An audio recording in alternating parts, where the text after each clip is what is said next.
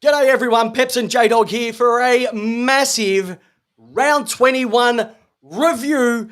And first and foremost, apologies for coming to you on a Wednesday night, one night later, but unfortunately the great man, Jamie the J-Dog Wallace, was a little bit unwell and we decided to push it back one night. So that's the reason for the Wednesday start. But you know what? We're here. He's healthy. This is going to be a cracking episode. I tell you what, it is chock full of football goodness. But before we get into it, I've got to check in with the great man because he is looking all right, and hopefully he sounds all right as well too. Jamie Wallace, welcome, my friend.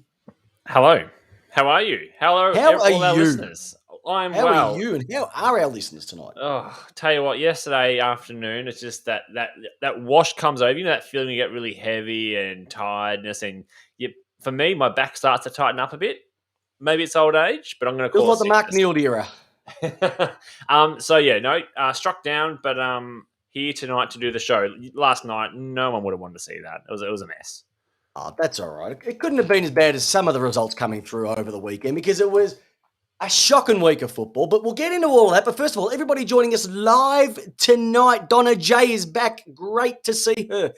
Everybody listening to this on your smart devices, your headphones, your earpods, whatever. Thank you for joining us. We don't have a show without you. It's as simple as that. Also, bucket loads to get through, like I said. We're going to be going through the ladder really quickly. It's going to be a rapid-fire show. That is how much we're packing into tonight's 60 minutes. Getting into the ladder, spinning some magnets. What are we looking forward to in the next week? I have a brand new little segment as well, which Jamie doesn't even know what it's about. We're going to chat about the Rising Star. We're going to go around the grounds with the great newsbreaker himself, Jamie Wallace, and so much more to talk about. But once again, it's Christopher Pepper, the 377-game superstar of the East Keilor Football Club, hosting this magnificent show with our beautiful co-host, Jamie the J-Dog Wallace, thanks, ranked Peps. number 9 for his age group in Ironman. I say it every week. He tells me it's not real, but you got to have a swing. You got to have a tagline, and that's his. But it's great to see you. It's great to have everybody on board. Before we get into the footy, how was your weekend? I know that the Olympics had finished. It puts a bit of sadness back into your heart, but geez, it was a great weekend, wasn't it? It was a good weekend, Peps. For us down here in Melbourne and probably most of the state, most of the eastern border of Australia, lockdown for us. So for us, it was just a lot of Olympics. It's just a lot of Olympics, and I've got to go with this one. Mm-hmm. My highlight, simple highlight. Mm-hmm. Boomers. Mm-hmm. Boomers your highlight? Boomers was my highlight. I've never cheered so hard for a bronze medal in my life. I like it.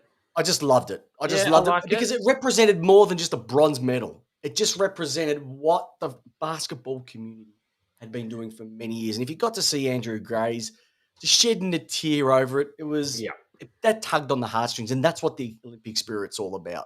That's Peps, what it's all about. I loved it. Where have our good country boys gone? The shooters, the shotgunners, where have they gone? All the clay shooters. We just seem to have dropped off the earth. That used to be our medal in Australia. It's our medal. Russell Markey. Now it's all gone to the Italians, the Israelis. It's gone everywhere else now. Well, they don't make many good guns. They do. They make the Borellis, the Berettas, the Remingtons. I know all the guns because of John Wick. But that was our medal, Peps. I feel we've lost a cultural identity by not winning anything to do with shooting anymore. We've lost an identity of ourselves. You know what? But we lose it in shooting, we get it back in skateboarding. We do. We get it back in bike riding. And athletics. Oh, athletics. What a performance, Australia. How good was it? What about the high jumping Christian? How good was she? Loved it. She was just like giving me a bit of this every time she went, and the big fella upstairs said, you know what? I've got your back, Dale. And she did. Silver medal. Awesome. She almost got the gold too. But all right, let's get into it. Who's got the gold so far? I'll tell you who the gold is. And we're talking about the gold standard. It is simply the Melbourne Football Club right now. If we have a look at the ladder, after round 21, my friends, it is the Melbourne Football Club sitting on top after their interesting game against the West Coast Eagles on Monday night, which we'll get into. The Doggies, Geelong and Port Adelaide. When did you ever see 3 teams sitting on 60 points and still have not locked in a final position in that top 4 in terms of is it going to be a home final or an away final? It is amazing. You got Brisbane Lions and Sydney Swans on 52 points. They had some upsetting results, especially for the Swans. Brisbane had a good win over Fremantle. Mm-hmm. West Coast Eagles, geez, the wet toast. They played 16 minutes of football, J-Dog, and almost pinched it. It did. GWS stole victory in a game that they should not have even got near after what they did to the Cats on Friday night. What a cracking game that was. Yeah. They literally had everybody out. Leon Cameron at one stage was putting on the boots. That's how desperate they were. Essendon, no good. Richmond, geez, they had to work hard to beat North. St Kilda and Fremantle all on 36 points. So they've all got a technical mathematical chance, as do Carlton. Yep. But percentage is definitely going to affect St Kilda and Fremantle, respectively. Gold Coast had another great win on the weekend. I think the most wins they've had under Stewie Dew in the time together. The Hawks there, Collingwood, Adelaide, and the mob of North Melbourne. They've got the wooden spoon. I don't think anyone can take that away from them. And more importantly, they're going to pick up an absolute star as the first-round draft pick. But they, the way that they've performed literally for 3/4 of the season has been pretty good. They've been stiff. I think the first 6 to 7 weeks ruined their season. But that's the ladder. Yeah. Anything that stands out to you, J-Dog? Anything that's... Not really. I mean, the fact that Western Bulldogs and the Cats had a loss over the weekend has really thrown open that top 4 again. As you said at the top of the show, there's 2 points separating top to the 4. I think the 4's locked in now, Pep. We can confidently say the 4's locked in. Yeah, I think the 4 is definitely locked in. It's just going to matter who gets what. It's the 8. It's that 8th position that is really interesting. How many weeks have we been saying this? Does anybody here want the last couple of positions in the 8? Yeah. Wet toast. They're soggy right now. Well, this week GWS, it's a Giants. GWS, they won last week, didn't they? They'll lose this week. Yeah. So the Giants have gone in this week, but then Richmond, Essendon, and Saints have all have climbed as well. But there's a bit of a reshuffle through there. Kilda are 2 games behind, literally, because they've got same points but no percentage. Yeah, that's what's going to hurt them in the long run. So correct. They need to win their last 2. We're going to get into that tomorrow night on Tipped Out as well too. But it's exciting. It is exciting. If you had to pick a team to go in and a team to flop out, who would you go with at the moment, do you reckon? For mine, the Dons. Essendon. Dons in? You'd like to see Essendon in? I wouldn't like to see them in. I know why I don't want them in. Who? Essendon. Why? Because it's fun. To see Essendon supporters just sook another 12 months. But I think they're actually they're not a bad unit, and I'd be a little bit scared of them. Yeah. Yeah, I'd be a little bit scared of them. Well, especially I reckon I prefer Richmond. Richmond would be more... Actually, you know what? Keep the 8 as it is. I don't think the 8's going to change. Okay. I don't think it's going to change. Well, the Giants have got half a game with 2 games to go. Hey, you only need half a bar. That's exactly right. It's not about the points you've got. It's about how you use them. Not about the size of the wave. It's the motion in the ocean. All right, big man. Let's get back into it. So let's have a look at... let's have a look at the ladder. Spin the magnets. It's magnet time. It is magnet time, my friend. Let's spin some magnets. All right, big boy. So let's get into it, everybody. It's time to spin some magnets. Now, Charlie Keegan, mate, I love you coming into the show every single week, but by saying Melbourne to be dropped out of the 8th for supplements program and Essendon to come in, that is just stupid talk. I still love you, but that's just silly talk. We won't get caught in time. I promote it. You promote it. We promote it first. We've got to give it a sponsorship deal to get us out of debt. Rightio. Let's spin the magnets. I want to go with. I want to start off with a bit of bad news. Is that okay? So you're going to go with bad news? Okay. I'm going with Barassi first. Haley off, Ellingworth on. Bloody weak as piss. Okay, it's as simple as this, J-Dog. Upsets galore on the weekend. It was a tipster's nightmare. A complete nightmare. Okay? It was shocking. Yeah. But it was good because it just threw up everything. It started on the Friday night.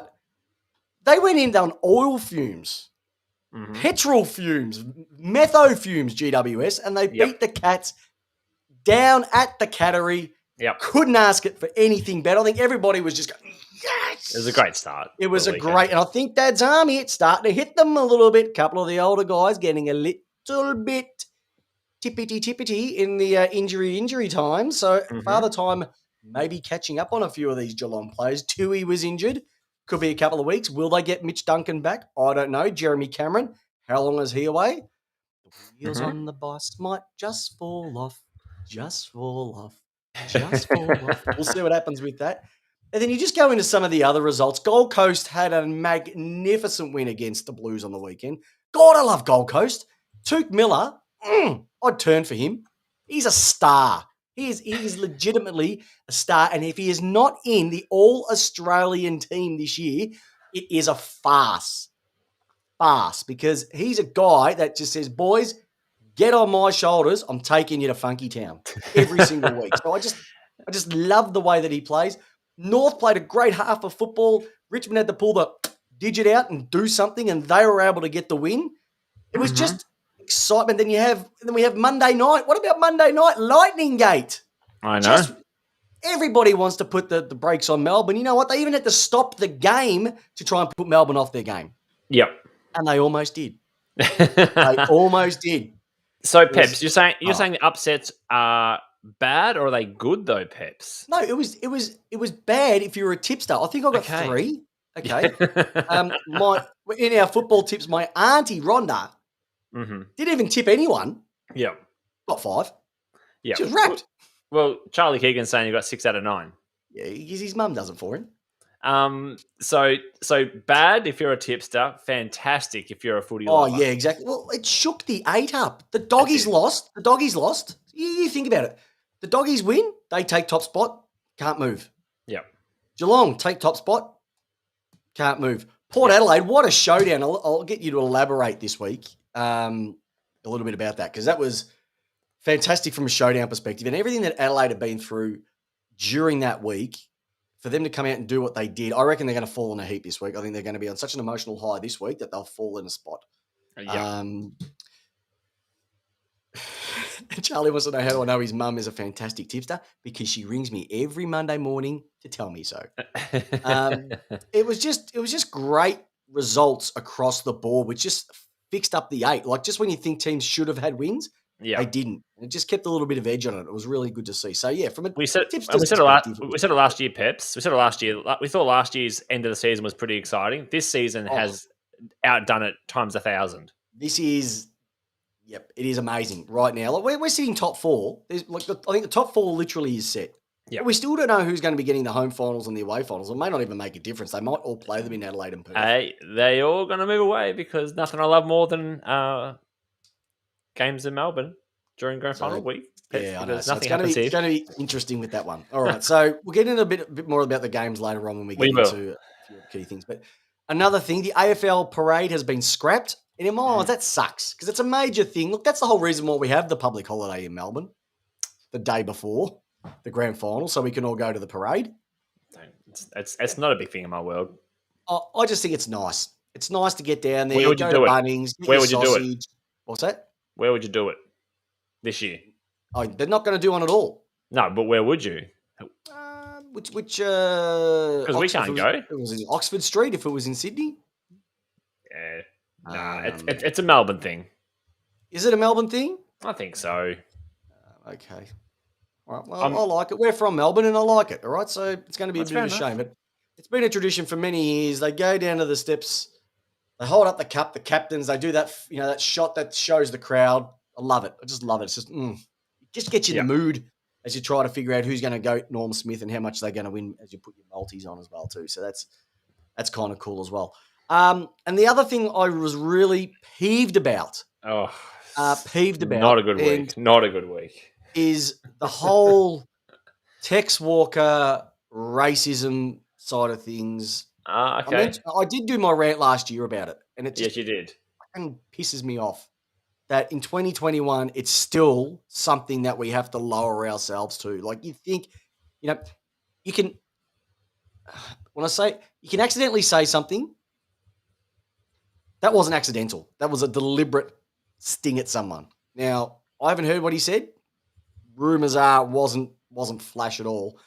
And to think Tex had been around with Eddie Betts, Charlie Cameron, these guys for many years and see what they went through, for him to go and do that himself, it's pathetic. And so I know we'll talk about it a little bit more, but that has just exploded. And the last thing, by Jingo, by crikey, the Carlton coaching saga. What an absolute farce. Is he dead man walking? He's dead man walking, isn't he, Teague? Well, we're going to talk about that later on. But and Pep, you had one more on your list of Spin the Magnus. Yep. And you had the MRO.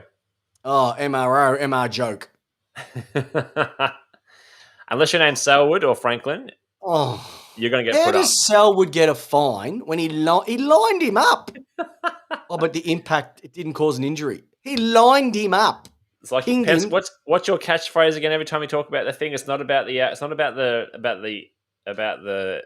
intent. It's about the outcome. Is that what you always say? It is the Lenny Hayes syndrome, my friend. It's the good guy syndrome. Mm-hmm. And what cracked me up is that they asked Jason McCartney about what happened with that, and they said, "How come? What defense did you go in with? What video did you show, etc." Though he couldn't use the Bailey Fritsch one from the start of the year. He couldn't use the thrown elbow from Buddy Franklin because they have to choose something out of the catalog. There's like a catalog of videos and precedent that you can use, but it's from last year. Yeah. What a freaking joke that you cannot pull something out which would have got him off like that. Yeah. You had to find closest to the pin. It just shits me. You get Andrew Brayshaw. Right. It didn't look good. But I'm tipping he really didn't want to rip the guy's eyes out because if he wanted to, he could have done it a lot worse than what he did. And he gets a week for that. But Selwood potentially lines it up. And because he didn't connect properly, he gets off. Yeah, he's still got his head. He's still got his head, though. Oh, doesn't matter. The head's not sacrosanct if you're a Selwood. And then you had the bullshit with the tackle on Bontempelli because he dropped him into the ground, which is just... Thank God that was off. Thank God he got off. Thank goodness Mason Redmond got off. Have a look at that tackle. He had his feet off the ground because the guy was so tall. Yeah. I think it's a problem with the whole cataloguing of the way it goes and the way that they work it out. It's not clear cut. They've tried to make it clear cut and it's not. Maybe as I said, Peps, maybe they need to bring in someone who's played the game in the last 5 years to sit alongside maybe Christensen and just go through some of these things. Someone who's a bit more speed and relevance on the game and know how it works closer to the. I don't actually think so, J-Dog. You know what I think it is? It's just use the thing called common sense and look at it and go, you know what? It was okay. It was a tackle. That's all it was. He got up, he continued to play. There was nothing in it. It was a perfect tackle. So I'm saying that, but having a player who may have been a bit more closer to that and may have just been like, you know what? That is just a tackle. Let's play on. It's not even needing to go to the tribunal. I'll wholeheartedly agree. That's what they should have done. But did they do it? No. No. All right, let's move on to the next thing. Pep's got a massive show. All righty. Now, quickly. 3 yes. votes. I'll say it again. 3 votes. Right, 3 votes. 2 meter Peter. Where did it come from, J-Dog? Tell me, where did it come from? Did you see it coming? Did you see what the big 2 meter Peter was bringing? It's his one good game a year. How good was it? 7 goals, 10 disposals. Did you see some of the bangs from 50? Yeah. He flushed them. Yeah. He's been good. He's been a really good pickup for Essendon this year, whether it's been in the ruck or moving forward. He's been more than handy. Just stand there with his arms up. What you're hoping to get out of him, pardon? Yep. Stand there with his arms up. He's got 3 meters something, and he just 3 meter Peter. And he's got red hair. Like he's already behind the 8 ball with that. And he's just would he be the best redhead to play AFL since Acker? What do you reckon Ed Richards has given it a fair chuck-in at the moment? Yeah, Richards has got a pretty good one there. You've also Neville Bruns? Yeah, no. Matty Rowell. Matty Rowell, yes. His first, but he's been in a bit of injuries. He has. But, Big Pete. Whew. Oh, Big Pete. But, look, like I said, the other big thing to come out of it, if I had to give my 3 votes as well, too, was just some of those results, some of those games. Tuke Miller playing great footy. The Hawks having a good win on the weekend as well, too. Yeah. Mitchell racking up 44 possessions on the weekend again. Yeah. But the interesting thing is that, there's only like something 12 of them were contested. So once again, getting a bag load of possessions, but sheepdogging around the back, giving gimme, gimme, gimme, gimme, gimme. And yeah, so not much there, I reckon. And by the way, what about Aaliyah, Mohawk Aaliyah? Oh, Oh, Jamie, get the Kleenex out. What is it? What's just lock him in for All Australian this year, Peps? Reckon? Lock him in. Yeah, across the half-back line. We'll put him across that. He'll be standing next to Jake Lever, so it'll be okay. Yeah, he was good. Well, that both what a back line that would be. Aaliyah, Jake Lever, May, and Aaliyah. Aaliyah, and then Tom Stewart. Oh yeah, true. Tom Stewart, that would be exactly right. So I think there was more bad than good this week, but it's just a massive week of footy, and that means that we're about to get into our Rising Star for round 21. And I'm handing this one over to you, big man, because he is from your club, Miles Bergman of the Port Adelaide Power. Tell us about him, big boy. Oh, Miles Bergman. So, rewarded with his performance against Adelaide. The showdowns are always never, ever one where you look at the ladder and go, that's going to be an easy walk. It's always a tough game. So, he's won the Rising Star nomination for round 21. 23 disposals, 4 tackles, 4 clearances, and most importantly, he took the game-saving mark with seconds to go as a Power held on to win by 4 points. Running defender, he was recruited from the Sandringham Dragons with pick number 14 in 2019, and failed to crack it for his debut season last year because he had an injury and all those sorts of little things. But this year, he has came into the team and has found himself a nice little spot there, and especially with a couple of mentions of retirements for Port Adelaide coming up a little bit later. I do see him part of our future in a big way. Oh yeah, no, that's good, and you need those ones because you're going to be turfing a few out, but you need to be bringing the youth in. You need to be bringing the youth in, which is good too. So and not bad for a guy who couldn't play last year in the SANFL because of 2020 COVID. So not bad. Yeah, good on you, young fella. You got a career in front of you. Alrighty, so. You know what that means, everybody? It means that we've got through the entree, we've got through the pre-dinner drinks. Now we're getting onto the main meal, the main smorgasbord of news. And we know that there's only one person who can give us the news. We're going around the grounds with our newsman, Jamie the J-Dog Wallace. Over to you, big man. Where do you want to start this one? Paul, let's start with Tex Walker. We know we're going to be there. Let's just talk about it quickly.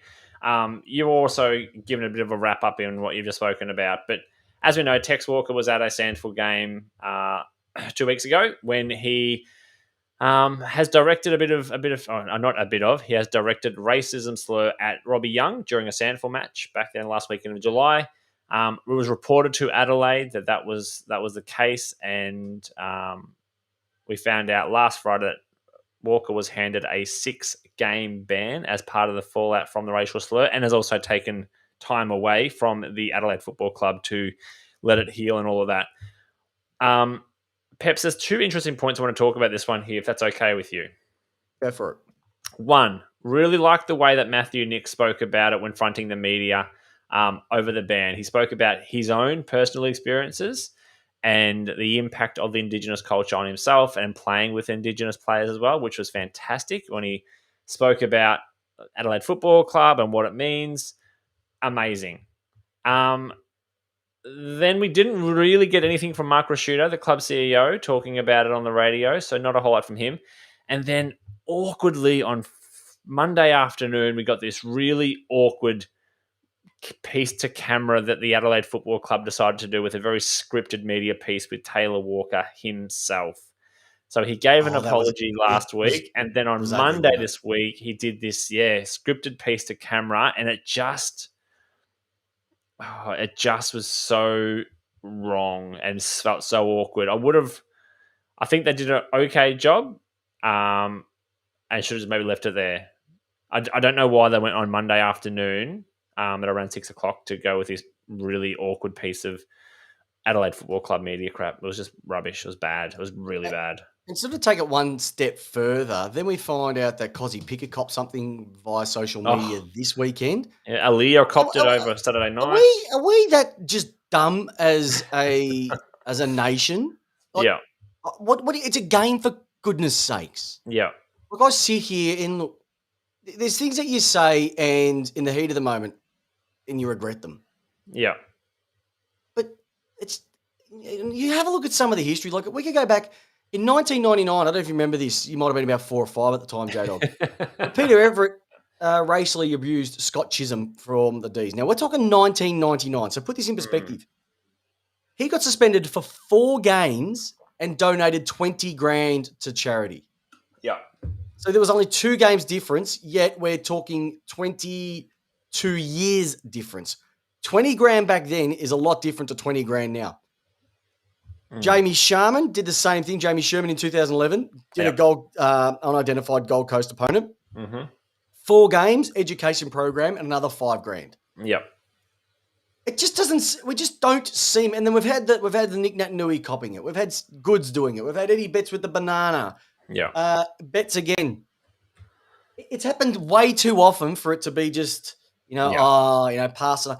And then I've put it up on the Lace Out Facebook page. The interview Eddie Betts did last night on AFL 360. Yep. And you could just see the pain in his eyes, the pain in his face, just having to just talk about this again.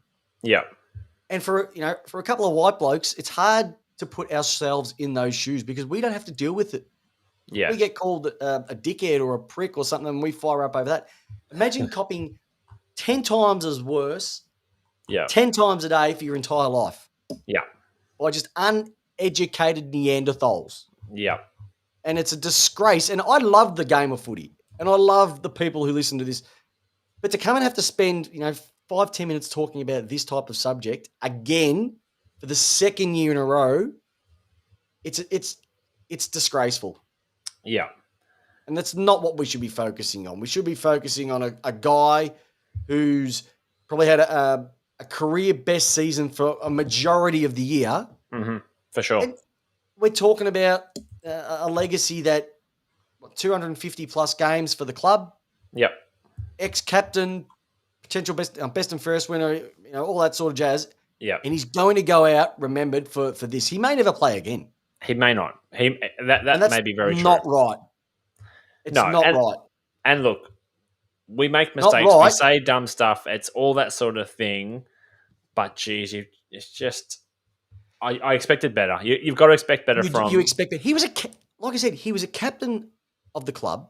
Yeah. And he's played with people who have been through this many, many times. He would have seen what they've gone through. Yeah. Seen what their experiences are, educated himself to try and connect with these players and tell us about what it is. Yeah. And then for him not to accidentally say, he walked over to him and said it. That makes it even worse. It was premeditated. It wasn't accidental. Yeah. And that sucks. Yeah. It really sucks that we still are talking about this in 2021. The highlight is Peps is once again it's unconfirmed reports, but at the moment they're saying that it was an Adelaide Football Crows staffer who heard the comments and has self-reported that. So if that is the truth, then that is a positive step, that it is a recognised thing, that we're starting to get people within the club starting to recognise it and actually dob in their own players. But yeah, you just cannot do that. It's mental. It's absolutely mental. It is mental, and yeah, and I saw the bloke sitting there behind him in that video, and I was like, no, yeah, no good. No good. So yeah. Anyway, let's keep talking. Let's keep going through all this. So yeah. So Peps, let's talk about it. Let's talk about your game. Let's talk about my your game. Peps. Let's talk about your game. Well, let's talk about our game. So, if anybody has not heard the news or been sleeping under a rock over the last couple of days, the last quarter of the Melbourne West Coast game went for 59 minutes. Why is that? Why do you say? Well, approximately 6 or so minutes into the last quarter, the umpires decided to stop the game due to the threat of lightning strikes. So they went off for about 25 minutes, came back on. Melbourne were 35 points up at that stage and happened to win the game by 9. Typical Melbourne. What a joke. Now, I don't know. Listeners out there, right? when you were growing up playing footy, you'd play through hailstorms, torrential rain, thunderstorms, droughts. Nothing would stop. No, Like no Starship center, said, nothing can stop us now. no center square because it's just a No mud centre pile. square. It was mud. No clash jumpers. Everybody wore the same thing. It didn't matter. You just played the game. But this occurs because it was 10 kilometres within. Ugh.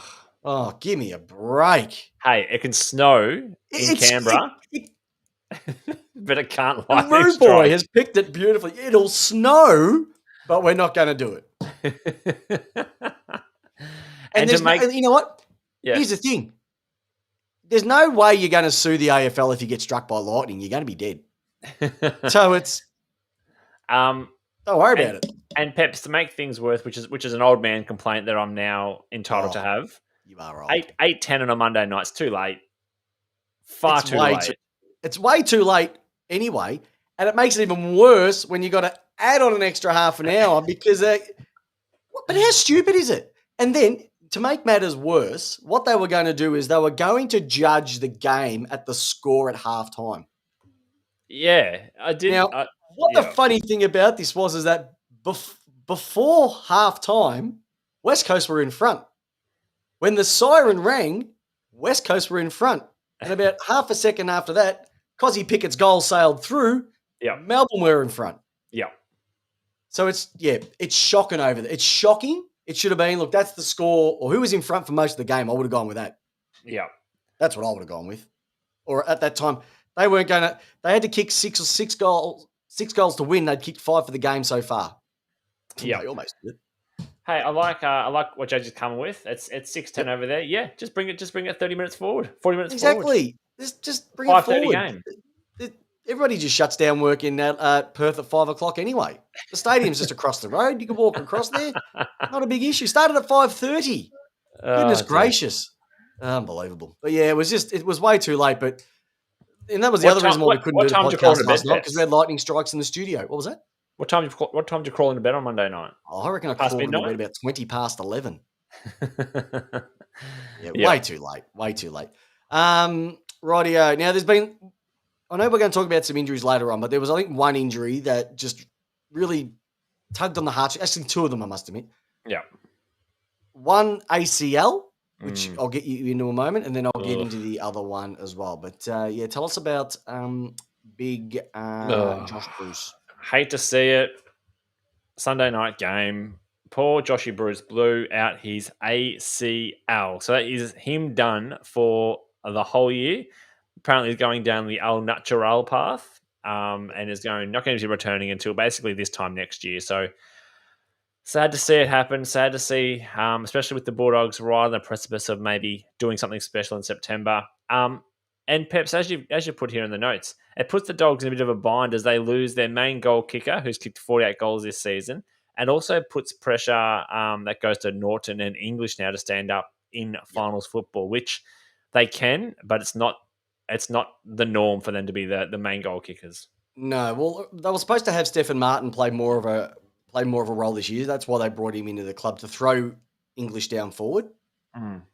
But we've seen so far this year, it's happened in Brisbane. As soon as Hipwood went down, it all went on to Danaher, and he's made that a massive challenge and hasn't been able to cope so far. And I think you take that up another step now in finals time. So I think they're going to really struggle. Rue Boys just said about the D's, the Cats, or the Lions for the flag. I still don't think the Lions can. They just don't have enough firepower up there. Danaher is still a little bit too fluky at the best of times, and he needs to have that other key forward to take it off. And I don't think McStay's going to be able to do enough for them to be massively potent. They did play Fremantle on the weekend, so be it. But it puts all the pressure on Norton because Bruce was almost taking the best defender. Norton could fly for his marks. Now we haven't got that. It means that English might have to go forward. That means they're going to bring in Sweet to ruck. Who are they going to do? And you're also going to remember you got Jamaru Ugle-Hagan down there. He's a young bloke, so he hasn't got as much experience down there. There's just 3 a lot games, of them. something like that. There's just a lot of them there too. Yeah. Our boys, someone just mentioned about my boys, the D's. Well, I think we're in a bit of a different situation because Ben Brown started to pick up. He's actually been playing all right, but last week he really did play really good game. Like he's getting his hands on the ball, kicking straight, getting up the ground, making contests. So in every week he's playing, he's getting more. That leaves Tom McDonald to roam free. But if McDonald's not there, you've got Jackson to go down, you've got Gordon to go down. You've got plenty of options. And if some of those go down, then you've got Wiedemann to bring in as well too. So they have got some room in that area.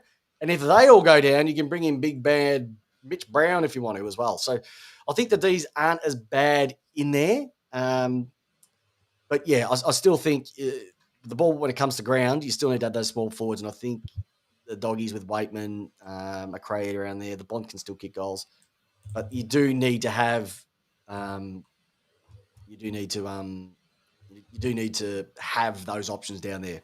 Yeah. Yep. An interesting thing before we move on to the next one. The D's were lucky the Lightning didn't strike at quarter time. They gave up after that. Well, you've got to put it in their perspective.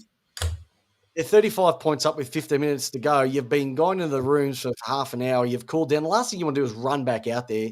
Yeah, they should have still attacked a little bit more, but who was to see? West Coast had nothing to lose at that particular stage as well too. So the roles had completely shifted. One went into defensive mode and the other one went into full attack mode. So, to me, Peps, the Ds just looked like they didn't have enough killer pythons at halftime. I mean, they had four quarter time.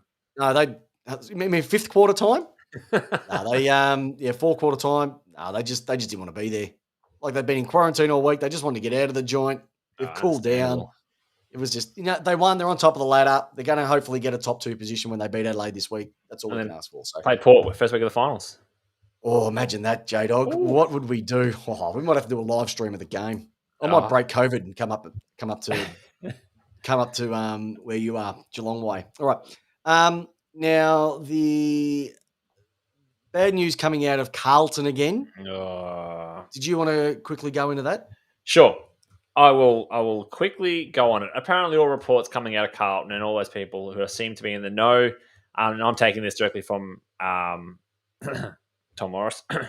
Anyway, but basically there's lots of reporting and lots of talking out that David Teague's papers are essentially stamped with Carlton privately looking ahead to 2022 and formally sounding out some big-name coaching prospects, according to senior Fox Footy reporter Tom Morris.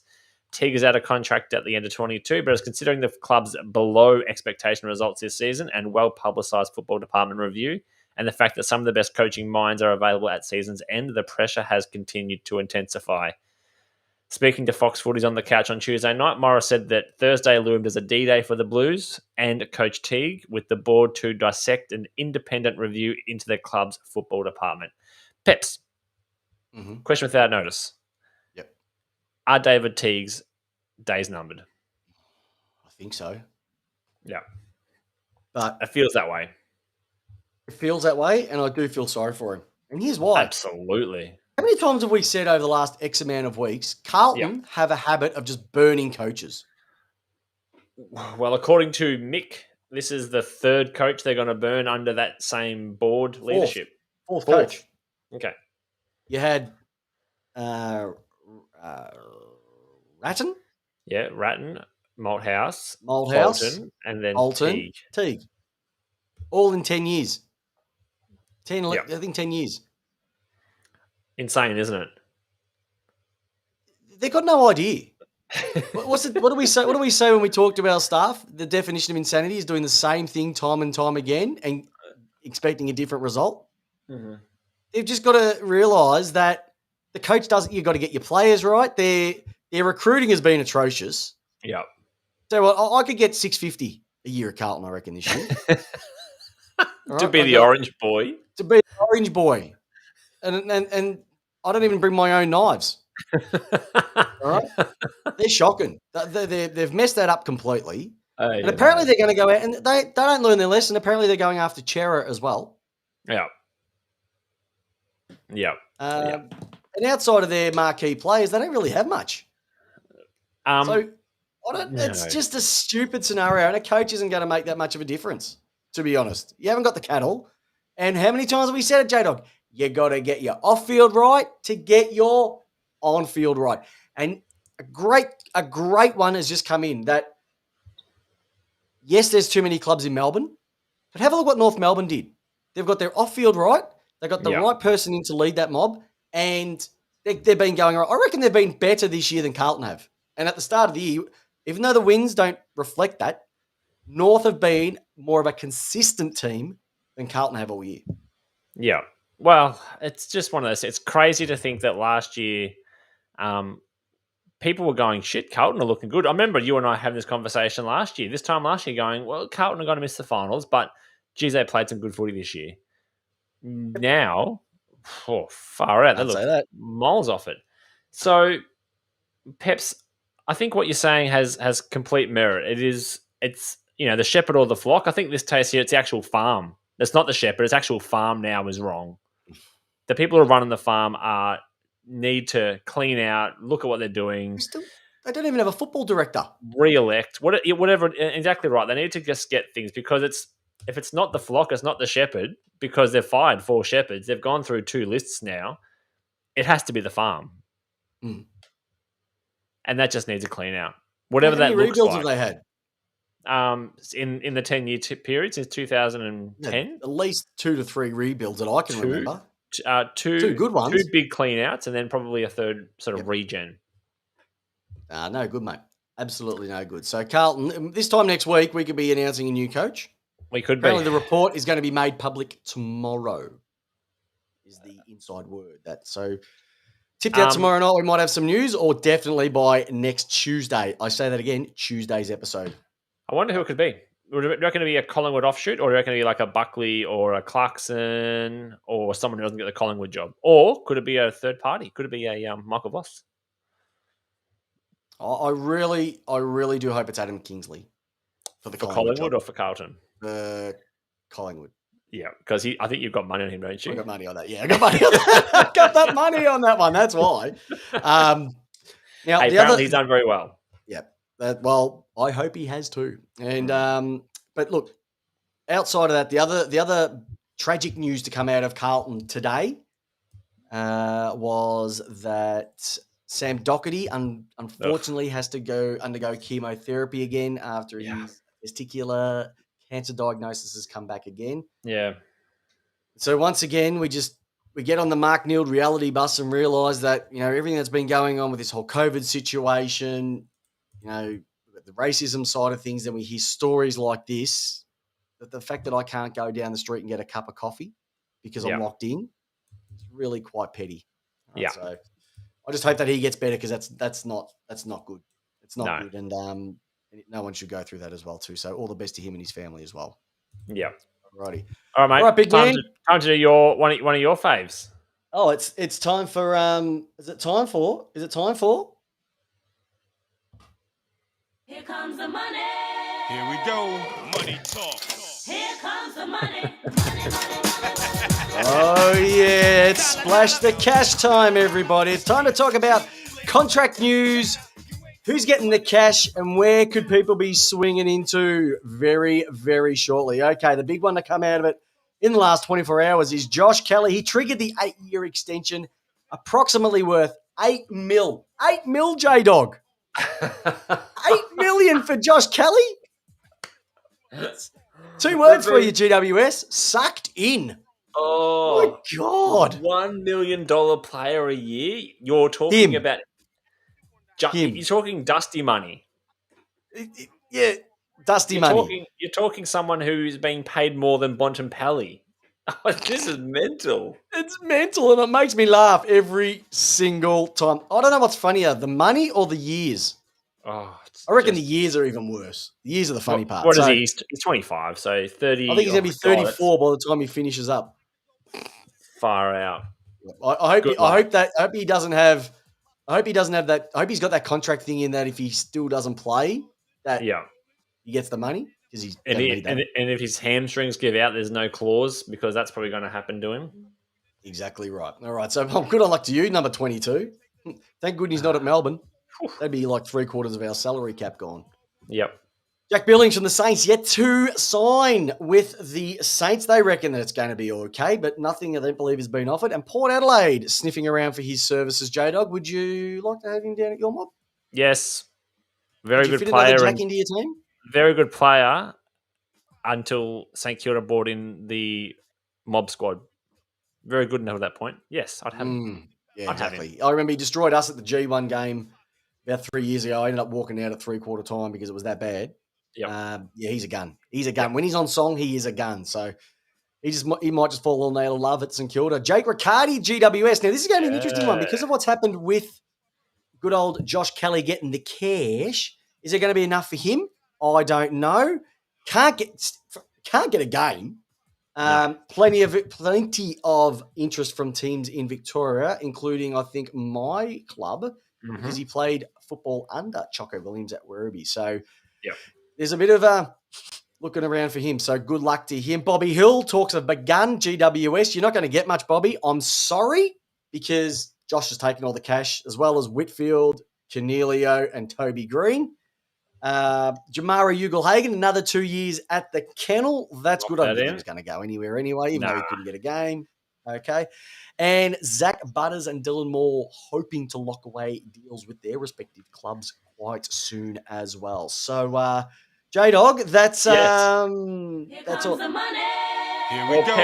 Money talk. That's where we splash the cash, everybody. That's where we splash the cash contract times. And when we have more news, we'll share it with you right here on Lace Out, the number one non-club AFL podcast this side of the West Gate Bridge.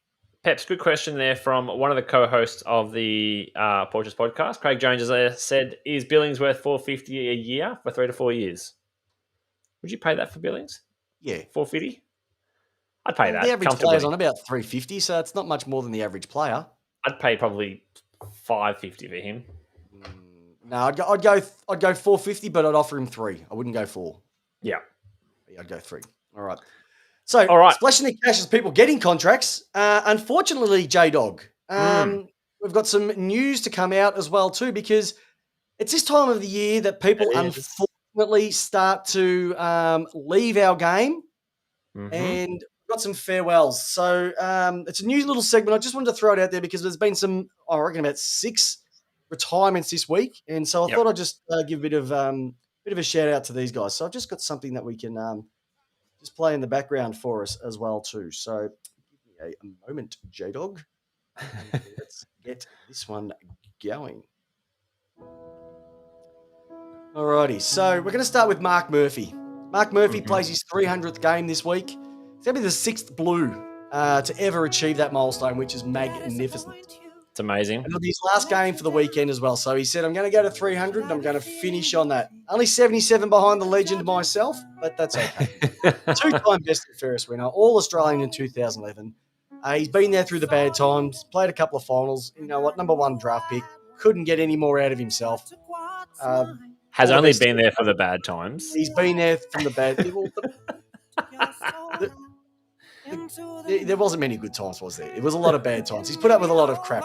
And apparently, the only club that he's got 2 winning records at the moment, one of those is against Gold Coast. And if they lose to Gold Coast last week, I think it was, he won't have any more winning records against any teams. He's lost to more teams than they've beaten. That's got to suck, doesn't it? All right, Stephen Hill from the Fremantle Dockers. 13 years and 213 games of Fremantle. Tried his heart out. Got to a grand final. He's got the most out of him. His body's just let him down, unfortunately. Yeah. Goodbye, my lover. Goodbye, my friend. All right, Chris Mayne, 245 games for Freo and the Pies, 14 seasons, 2 grand finals, and great hair. Like he between him and Mundy, they've brought the perm back into the AFL. So thank you much for your contribution to You're the wrong. game. Patrick Priddis was Priddis. a perm man. I forgot about Priddis. Special. Patrick Ambrose, 88 games in 8 years at Windy Hill. Yeah. Good on you, my friend. Goodbye, my friend. Goodbye, my lover. This one's going to be a close one for you, Jamie. Tom Rockcliffe, 208 games across Brisbane and Port Adelaide, 2-time best and fairest. All-Australian in 2014. What else can you say about this guy? His career at Port Adelaide probably didn't go as well as he wanted to. No. And then he had clots this year, blood clots in his legs. So, Jesus. Yeah. Good luck. Good luck to your new career. He's 32. Yeah, good on him. I think he's going to stay as a Port development coach at Port. I think that's what he wants to do as well. Yeah. And the last one I want to quickly highlight, which is probably the saddest one out of them lot, is Patrick Venables. 22 years of age, only gets to play 21 games, but out of those 21 games, he's got a flag in 2018 and has to retire due to head trauma. Yeah. Head trauma, from an incident a couple of years ago. That's sad. So goodbye to you. You were the one for me. So to the retirees, all the best for your whatever your future endeavours are. And this is just, like I said, a nice little way for us to say thank you for your contribution to this great game. Whether it was 21 games or 300, you played a special part in our hearts. Very good. All right. Injury time, Peps. Or injury time. Okay, injury time. What do we got, J-Dog?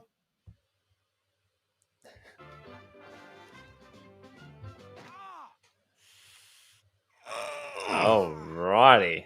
Okay, so we have Melbourne defender Jaden Hunt. We sidelined for a month with an ankle injury. Hunt Was it a underwent month? surgery. Yep. Underwent surgery, sustaining an injury during Monday night's game against West Coast.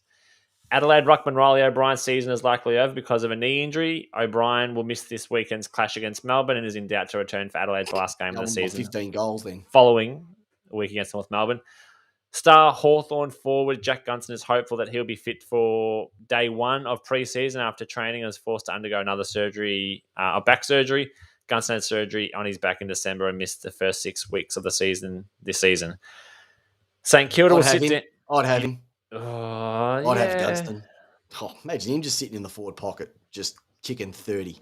It'd be handy, you're right. St Kilda will sit down in the coming weeks to determine the future of defender James Frawley after opting to send him for shoulder surgery that has ended his season. It comes as the Saints strongly consider a recall of fellow veteran defender Dan Hennebury against the Geelong this weekend. I totally forgot about Hennebury. And that'd be his first game of 2021, so that's why. Oh, jeez, hasn't he milked that contract? The Bombers, it's a bit of a watch on Heppel, who missed last week with a thumb injury, so hopefully they get up this week for him. Carlton Sam Walsh should overcome an ankle injury just sustained on the weekend, while Levi Casbolt is also fit again following a knee problem. Geelong, Jeremy Cameron just needs to pass training this week in order to be selected after his third right hamstring injury of the season sustained 6 weeks ago. Lockie Henderson and also O'Connor are likely to be fit, along with Isaac Smith, who was rested last week. And Zach Tui also with a hamstring as well. So I don't think he's going to be playing again this regular season. It's only 2 games. And as I said, Bulldogs, the big one there was Josh Bruce going down an injury late in the loss against Essendon. 12 months out. We won't see him until next year. Can I say something, though, to the Essendon supporters out there? Kudos to the players that were there just with him, looking after him, just making sure he was okay. That was classy. Yeah. And you should be very proud of your players because, I thought that was just once again, it just took the colours off the jumper. We're all footballers. He did in the last, 4 seconds of the game? Yeah. Oh. No good. No good at all. All right, buddy. Let's quickly get through your beautiful question of the week. The listener question, which was mint sauce versus mint jelly. Now, the overall totals, was it a popular question amongst the listeners? Hit and miss, hot and cold. Yeah. People just said gravy. Yeah, they didn't get the question, did they?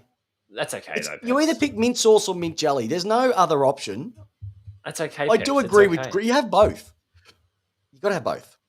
Mint sauce, and but jelly. I definitely go the mint sauce. You go mint sauce, not mint jelly. Nah, mint sauce. No, I'm mint sauce. I thought you were mint jelly. Mint jelly. They sung some good songs too. Mint jelly. Little pig, let me in. Not by the hair of my chinny chin chin. I don't know. So, Peps, I actually haven't got a question this week, so we might throw that over to the listeners. What questions do they want to ask? Actually, here's the thing, right? Listener questions. This is the listener question for this week. Okay.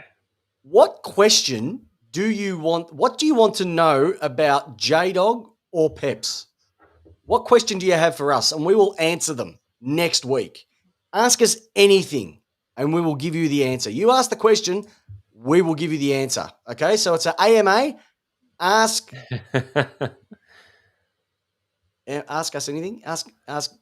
Yeah, anything. Ask us anything. Ask me anything. Ask me anything. So ask me anything or ask J-Dog anything. That is the listener question of the week. What do you want to know about me or J-Dog? Simple as that. Let's call it AUA. Ask us anything. AUA. Ask AUA. AUA. All righty. 1 week at a time, everybody. 1 week at a time. Games this week, J-Dog. Plenty of movement at the top of the ladder. Plenty of movement into the bottom part of the 8. Don't worry about the bottom, Art. They're getting their footy trips all organised within 5 kilometres of their homes. Where is who's your game? Who've you got your eye on this week? Well, we've locked it in, haven't we? Now this week's been locked in. Yep, I this think week I think it's all set away. Yep. I think tonight they All ready settled to the go. draw. Yep, round 21. 22. Let's have a look. Who actually? Oh, that's a delicious game. Friday night. Yeah, Friday night. We're just going to go with the Friday night delicious Marvel Stadium. yeah, Giants versus Richmond. Basically, who wins is in, yeah, and who's out? You're out. yeah. Simple as that. Though saying that, I'm also a huge fan of Dockers and Eagles as well, though. Well, that's going to be a bottom 4 spot as well too. Who's Saints play? Um, Saints and Cats. Saints and Cats. That's a GMHBA stadium. Yeah, Cats should win that. Yeah, Saints were good last week. yeah, they were good. They were good. First questions come in. Are players who wear long sleeve jumpers soft? No, they're not. Yes, they are. They deceive the opposition because when they run out Justin Parker, the opposition look at him and go, he's wearing a long sleeve. There's nothing underneath that, but they're hiding a sexy rig that just No. blows them off the park. And I did that for many, many years. I was All loving about long sleeve. all about performance. Hey, Long Justin Parker sleeves make loved the ball loved slipper. it when I gave it Slip- lace out to slippery, him in the forward line for many, many years. So that's a loaded question. You know that I was never soft. Rightio. Peps, according to the records, you're the one who invented the kick with the outside of the foot because you just never middled one. It's called a check side, my friend. All right. Hey, listeners, that is a huge episode. That was our round 21 review. Everybody listening to this, hey, can you do us a favor? Just give us a like on iTunes. Share it with a friend. All right. Just tell someone. You've got to listen to this podcast. It's awesome. Don't worry about all the ones sponsored by betting companies and all those wankers. Peps and J-Dog. We're honest and we're good looking. So, Can I answer this question with Nick first? yes. Nick, I would agree with you that O'Leary does wear a long sleeve, so I do agree, but so did Chad Wingard. J-Dog, thank you for a fantastic evening. And Thank may I you. ask you the question, how do you want your football in a long sleeve jumper? I like my footy lace out, Peps. Fantastic. And so do I. Have a great week, listeners. We'll see you at the regular time unless Jamie doesn't get a case of Calling sick syphilis again. or another venereal disease. And we will see you next Tuesday. Good luck. We'll see if you're tipped out tomorrow night. All the best. See you, listeners.